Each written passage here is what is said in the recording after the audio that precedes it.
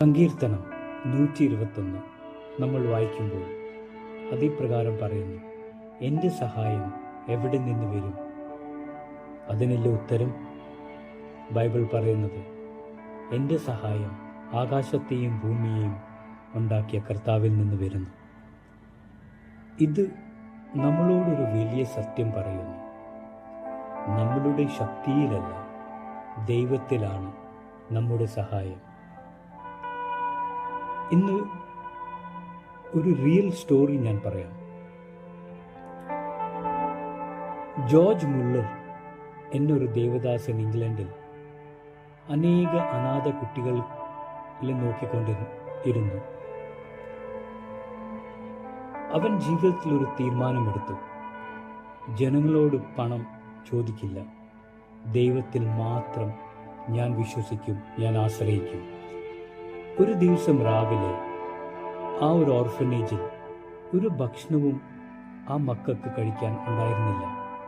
കുട്ടികളെല്ലാം വിശന്ന് അവിടെ ഇരിക്കുമായിരുന്നു. പക്ഷെ ജോർജ് മുള്ളർ ഭയപ്പെട്ടില്ല.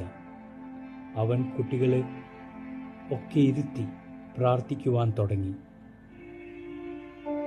ദൈവമേ, നീ തരുന്ന ഭക്ഷണത്തിനായി നന്ദി. ആ സമയം വരെ അവിടെ ഭക്ഷണമൊന്നും ഉണ്ടായിരുന്നില്ല. പക്ഷെ അവൻ്റെ ആ വിശ്വാസം, ജോർജ് മുള്ളറിൻ്റെ വിശ്വാസം, കാണാത്ത കാര്യങ്ങൾ കൺമുൻപിൽ കണ്ട് വിശ്വസിച്ച് പ്രാർത്ഥിച്ച്, അതാണ് വിശ്വാസം. പ്രാർത്ഥന കഴിഞ്ഞപ്പോൾ വാതിൽ ആരോ മുട്ടി. തുറന്നു നോക്കിയപ്പോൾ ഒരു ബേക്കറായിരുന്നു. ബേക്കർ പറഞ്ഞു, ദൈവം എന്നെ രാത്രിയിൽ എഴുന്നേൽപ്പിച്ചു, ഈ കുട്ടികൾക്ക് അപ്പം ഉണ്ടാക്കി കൊടുക്കുവാൻ പറഞ്ഞു. കുറച്ച് നിമിഷം കഴിഞ്ഞപ്പം വേറെ ആരോ വാതിൽ കൊട്ടി. അപ്പം ഒരു പാൽക്കാരനായിരുന്നു. അവൻ്റെ പാലിൻ്റെ ആ ഒരു വണ്ടി അവിടെ കേടായിപ്പോയി. ആ ഓർഫനേജിൻ്റെ മുൻപിൽ പാൽ കേടാവാതിരിക്കുവാൻ വേണ്ടിയിട്ട് ആ പാൽ എല്ലാം ജോർജ് മുള്ളറിന് ഫ്രീ ആയിട്ട് കൊടുത്തു. നമ്മളുടെ ദൈവം തക്കതായ സമയത്ത് പ്രവർത്തിക്കുന്ന ദൈവമാണ്. ഈ സാംസ് 121, സങ്കീർത്തനം 121 നമ്മളെ പഠിപ്പിക്കുന്നത്, നിന്റെ സഹായം നിന്റെ സാലറിയിലോ, നിന്റെ ജോലിയിലോ, നിന്റെ ബുദ്ധിയിലോ, നിന്റെ ബലത്തിലോ അല്ല.